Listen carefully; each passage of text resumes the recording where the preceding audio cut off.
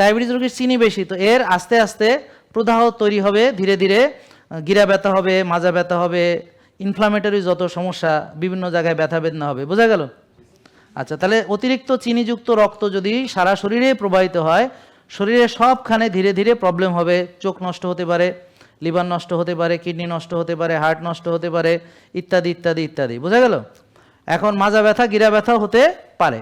এখন এক্সট্রাভাবে, যেমন আপনি সারাক্ষণ চেয়ারে বসে আছেন, আপনি এইভাবে একসময় আপনার মাজা ব্যথা হবে, কারণ এই যে পিছনের যে আমাদের যে ব্যাকের যে আমাদের মাসেলগুলো আছে, এগুলো উইক থাকে, যেভাবে আপনারা এখন চেয়ারে বসে আছেন। এই জন্য উচিত চেয়ারে বসলেও একটু সামনে এগিয়ে আসুন, মেরুদণ্ড সোজা করে হাতটা করে এভাবে বসুন, চেয়ারে হেলান দিয়েন না, তাতে কিছুটা অন্তত নিরাপদ।